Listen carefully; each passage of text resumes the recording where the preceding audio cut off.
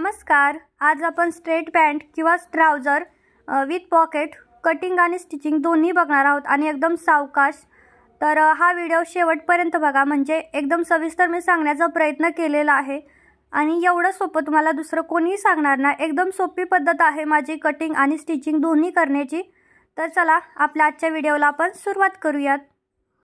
तर बघा, आता मी इथं 4 पदरी कपडा फोल्ड केलेला आहे आणि खुली बाजू कोणत्या साईडला, बंद बाजू कोणत्या साईडला असं काही नाही, कोणतीही कोणत्या साईडला चालते.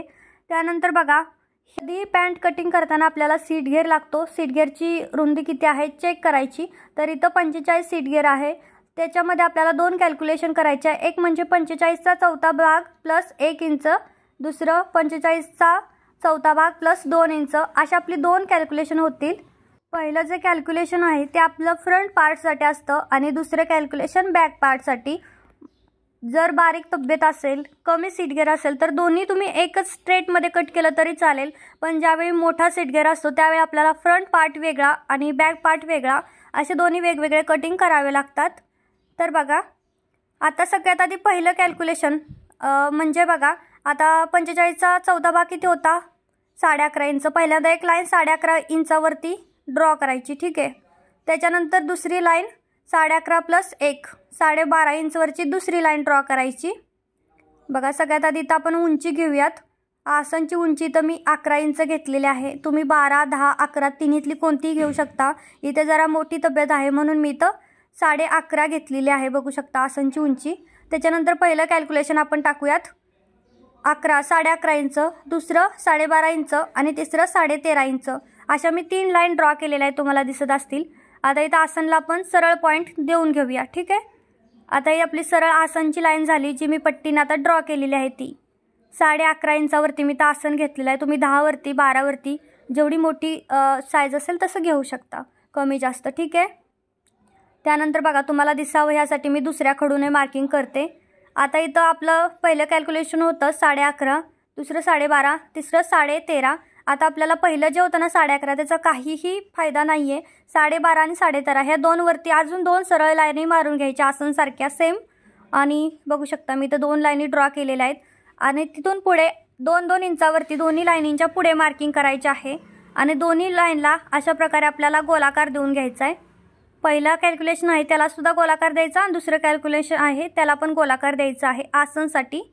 त्याच्यानंतर बघा, ज्या आपण पूर्ण इथं रुंदी टाकलेली की नाही त्याचा आपल्याला मध्य काढायचा आहे बॉटमसाठी. ह्या मध्यवरती तुम्हाला मी अशी एक स्ट्रेट लाईन करून दाखवते. आता हा जो मध्य आला आहे तिथून खाली आपल्याला सरळ उंची टाकायची आहे. पहिल्यांदा पॅन्टची जी काही पूर्ण उंची असेल ती जेवढी असेल त्याच्यामध्ये 2 इंच ॲड करायचं शिलाई मार्जिनसाठी. इथं माझी पूर्ण उंची 33 आहे. शिलाई मार्जिनसाठी मी 2 इंच ॲड करून 35वरती अजून एक दुसरी लाईन ड्रॉ करणार आहे. आता काय करायचं बघा, आता जिथं आपला मध्य आलेला आहे की नाही ती लाईन सरळ खालीपर्यंत स्ट्रेट ओढायची. आता काय करायचं, जेवढं बॉटम असेल, आता इथं माझं 15 बॉटम आहे, तर आता बॉटमचा अर्ध किती येतं 7.5.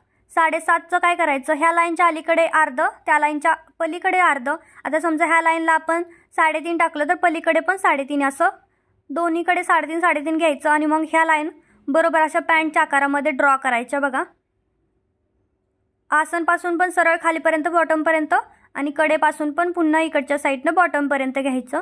आता इथं आपलं मार्किंग पूर्ण रेडी झालेलं आहे. बघा, आता आपण इथं पॉकेटसाठी म्हणजे खिशासाठी मार्किंग करूया. त्यासाठी वरच्या साईडनं मी 2 इंच सोडलं आहे आणि तिथून खाली 6 इंच सोडून द्यायचं.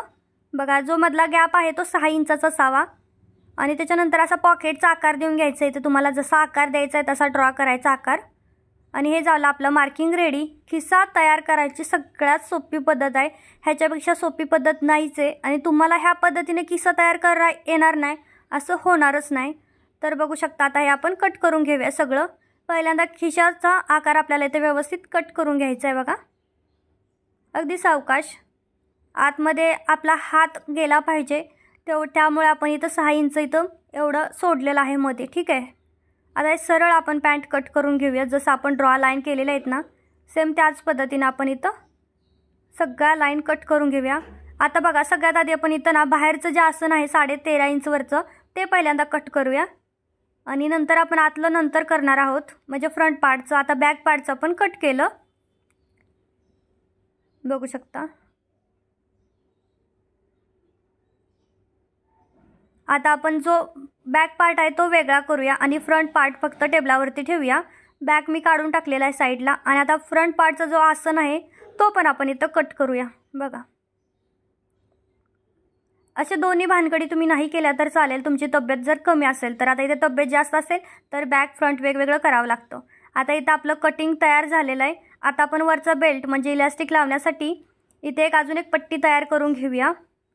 आता या पट्टीची उंची सांगता येत नाही, तुमचा जेवढा घेर येईल पॅन्टचा तेवढी तुम्हाला इथं उंची घ्यावी लागेल, पण इथं रुंदी किती घ्यायची ते सांगते.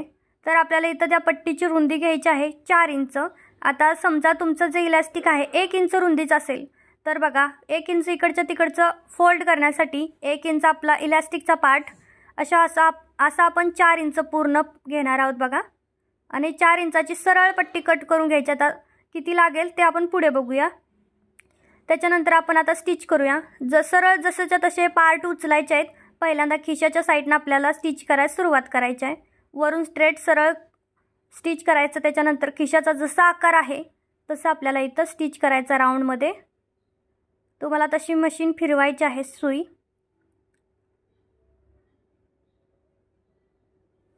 बघू शकता. आता इथं आल्याच्या नंतर सुई आतमध्ये ठेवायची, कपडा फिरवून घ्यायचा. इथे एकदा डबल फोल्ड करायचं, उखललं नाही पाहिजे.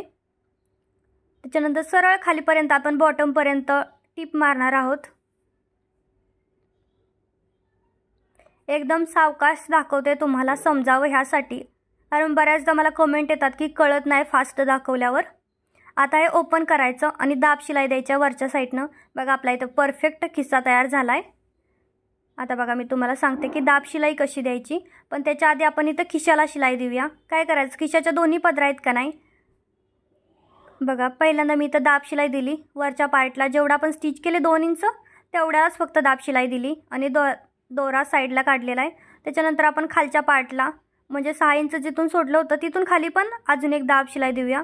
ही दाब शिलाई कशासाठी, ही दाब शिलाई दिल्यामुळे ना फिनिशिंग चांगलं दिसतं आणि पॅन्ट कितीही यूज करू द्यात उसवणारच नाही. त्यासाठी आपल्याला दाब शिलाई द्यायची असते, टिकते खूप दिवस. तसं तर नाही दिलं तरी पण चालतं, पण शक्यतो देत चला जर कस्टमरचे असेल तर. फिनिशिंग पण चांगलं दिसतं आणि टिकते जास्त, म्हणजे कस्टमरसुद्धा खुश होतात. त्यानंतर बघा आता काय करायचं, ज्या खिशाचे पॉईंट आहेत ना इथं नाही शिलाई दिली, हे ऑप्शनल आहे. सरळ सरळ तुम्ही नाही दिली तर चालतंय, पण मी इथं कडेने दोन्ही साईडला शिलाई देऊन घेणार आहे. बघा खालच्या साईडनं शिलाई देताना खिसा ओपन करायचा, अगदी कडेकडेने द्यायचं, इथं थोडं लक्ष द्यायचं. तुम्ही नाही दिलीत ना, बरेच जण इथं शिलाई पण नाही देत, त्यामुळे तुम्ही नाही दिली तर चालेल जर नवीन असाल तर, कारण जमणार नाही, थोडंसं प्रॅक्टिस करावी लागेल. पण नाही दिली तर चालेल, सेमच आपला खिसा ओपनच होतो ना, त्यामुळे की दिली आणि नाही दिली तर ते तुमच्यावरती आहे, पूर्णपणे ऑप्शनल आहे. त्याच्यानंतर सेम ह्याच पद्धतीने मी दुसरा पार्ट रेडी करून घेतला. आता काय करायचं, बॅक पार्ट सरळ, त्याच्यावरती फ्रंट पार्ट उलटा ठेवायचा म्हणजे सरळ बाजू आतल्या साईडनं, आणि आपण आसन जोडून घेऊया. बघा आसन समोरासमोर आली पाहिजेत. आसनपर्यंतच फक्त शिलाई द्यायची, तिथून खाली शिलाई द्यायची नाही. सेम ह्याच पद्धतीने आपण इकडच्या साईडचं पण आसन जॉईंट करून घेऊया. बघू शकता इकडच्या साईडचं आसन पण मी इथं व्यवस्थित जॉईंट करून घेते. आता काय करायचं, सरळ पॅन्ट अशी पकडायची आणि मधून जसा आपला पॅन्टचा आकार असतो म्हणजे आसन समोरासमोर आणायचे व्यवस्थित. बघा आता आसन समोरासमोर आले. त्याच्यानंतर आता आपण एक खालच्या साईडनं ना इथं मी कट देणार आहे ह्या पॅन्टसाठी, कारण खालच्या साईडनं त्यांना कट हवा होता. तर काय करायचं, आपण जी शिलाई दिलेली आहे स्ट्रेट, ती शिलाई अशा प्रकारे ओपन करायची. दोन्ही पट्ट्या आपल्या जॉईंट होतील. बघा एक इकडच्या साईडला जाईल, एक इकडच्या साईडला जाईल, कडेकडेने आता आपल्याला दोन्ही पट्ट्यांना शिलाई द्यायची आहे. इथं आल्याच्यानंतर जरा डबल लॉक करायचं. सेम आपण कटमध्ये कुर्तीचं कट देताना करतो सेम तीच प्रोसेस इथं आहे. त्याच्यानंतर जे मधलं आहे ना ते उकलवायचं म्हणजे आपला कट इतका फिनिशिंग सहित रेडी होईल की प्रोफेशनल लोकांनासुद्धा, म्हणजे प्रोफेशनल लोकांचा असतो सेम तसा आपला इथला कट रेडी होईल. फक्त सावकाश उकलवून घ्यायचं. बघा मी इथे उसवून घेतलं, मधलीची शिलाई होती ती, आणि अगदी परफेक्ट असा इथला आपला कट रेडी झालेला आहे. तुम्हाला दाखवते. बघा तुम्हाला इथं काही डिझाईन करायचं असेल ते पण इथं करू शकता, पोटली वगैरे लावायची असेल. त्यानंतर खालच्या साईडचं ते बॉटम आहे तिकडनं आपल्याला 1 इंच फोल्ड करून डबल शिलाई द्यायची. डबल फोल्ड करायचा. मी इथं डबल फोल्ड करून शिलाई दिले. बघू शकता दोन्ही साईडला सेम त्याच पद्धतीने करायचं. पहिल्यांदा जे आपला कट आहे तो व्यवस्थित एक्झॅक्ट आहे का नाही बघायचं, नाहीतर एक खाली एक वर असं व्हायचं.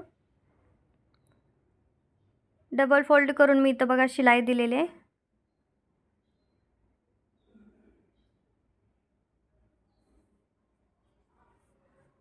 आता सेम ह्याच पद्धतीने आपण दुसऱ्या पार्टचं सुद्धा कट करून घेऊया. आता इथं मी दोन्ही पार्टचा कट रेडी करून घेतला. आता आतल्या साईडनं आपण फिट करून घेऊया पॅन्ट. त्यासाठी तुमचा बॉटम किती असेल तेवढं तुम्हाला मार्जिन सोडायचं आहे आणि मग कडेनी शिलाई घ्यायची. पण आपलं बॉटम अगदी परफेक्ट कट केले त्यामुळे इथं बॉटम चेक करत बसायची गरज नाही, ते बरोबरच असेल. पहिल्यांदा लॉक केलं, त्याच्यानंतर आता इथून सरळ शिलाई द्यायची. तर दोन्ही पार्ट एकावरती एक सरळ आले पाहिजेत. बघा हाताच्या पलीकडचा जो हात आहे ते कटच्या साईडनं जास्त असलं तरी चालतं, पण इथे बरोबर आलं पाहिजे. आता एकावरती एक आपली जी आसनची लाईन आहे ती ठेवायची आणि इथून खाली सरळ स्ट्रेट पुन्हा एक शिलाई द्यायची आपल्याला, जसं पलीकडनं देत आणली सेम तसंच.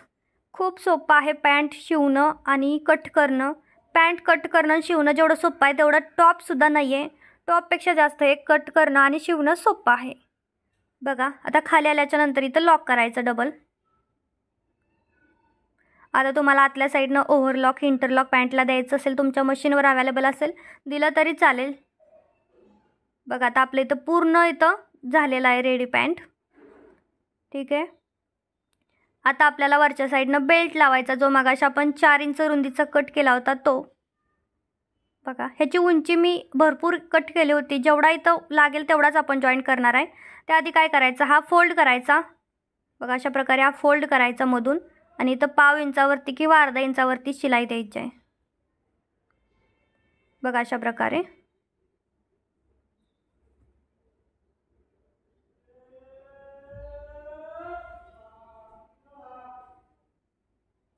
आता इथं किती लागेल ते तुमच्या पॅन्टच्या घेरवरती आहे अवेलेबल, की तुम्हाला किती लागेल इथं.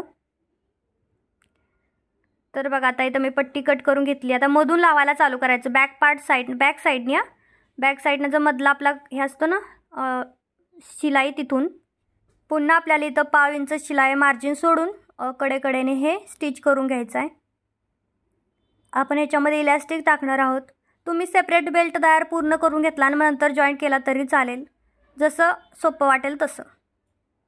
मला तर ही पद्धत जास्त सोपी वाटते त्यामुळे मी असं करते. आता बघा पूर्ण राऊंडला मी इथं पूर्ण बेल्ट जोडून घेतला. आता इथं आल्यानंतर लॉक करायचं आणि जे एक्स्ट्रा आहे बेल्ट तो कट करून टाकायचा.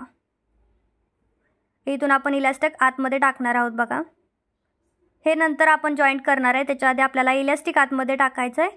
आता कंबर किती आहे चेक करायचं आणि जेवढी कंबर असेल ना तेवढं त्याच्या ना तुमचं इलॅस्टिक कसं आहे त्याच्यावरती. आता माझ्याकडे हे वाले इलॅस्टिक आहे, 1 इंच रुंदी आहे इलॅस्टिकची. आता माझी कंबर इथं 43 आहे, तर मी इथं 39 इंच उंचीचं मी इथं इलॅस्टिक घेणार आहे. बघा जेवढी तुमची कंबर असेल त्याच्यापेक्षा 4 इंच कमी घ्यायचं, मायनस करायचं. समजा 20 इंच कंबर आहे तर आपण इथं 16 इंचच इलॅस्टिक वापरायचं. ठीक आहे, समजलं. आता हे पिन ना इलॅस्टिक आपण आतमध्ये टाकून घेऊया. बघा व्यवस्थित पॅन्टमध्ये इलॅस्टिक आपण इथं टाकून घेऊया. आता इलॅस्टिक टाकल्याच्या नंतर पहिल्यांदा दोन्ही इलॅस्टिक एकमेकांसमोर ठेवून डबल शिलाई देऊन घेऊया. आता इझिली आतमध्ये फिरवत घालायचं. त्याच्यानंतर सगळ्यात शेवटी आपण जिथं ओपन केलं होतं ना ते एकामध्ये आतमध्ये घालायचं, इकडचं तिकडच्या आतमध्ये घालायचं. व्यवस्थित शिलाई द्यायची म्हणजे हा कपडा आपला बाहेर दिसणार नाही किंवा चांगलं दिसेल ते दिसण्यासाठी. त्यासाठी इथं थोडं लक्ष द्यायचं. व्यवस्थित कपडा जो आहे ना तो आतमध्ये घालायचा, म्हणजे ती धाग्याची साईड आहे ती आपली बाहेर दिसणार नाही. धागा जो कपड्याचा धागे निघतात ना ते. बघा सरळ शिलाई देऊन घेतली मी इथं. त्याच्यानंतर आता आपल्याला इलॅस्टिकला शिलाई द्यायची. इलॅस्टिक एकदम ताणून धरायचं ओढून. पुढच्या साईडनं आणि मागच्या साईडनं दोन्हीकडे इलॅस्टिक तुम्हाला ताणून धरायचं आहे, तरच तुमचं इलॅस्टिक इथं व्यवस्थित बसलं जाईल, नाहीतर ते अजिबात चांगलं दिसणार नाही. बघू शकता अशा प्रकारे. पूर्ण आता इथे तुम्हाला 2-3 शिलाई मारून घ्यायच्या आहेत, म्हणजे 2-3 पट्ट्या, म्हणजे दिसायला छान दिसतं.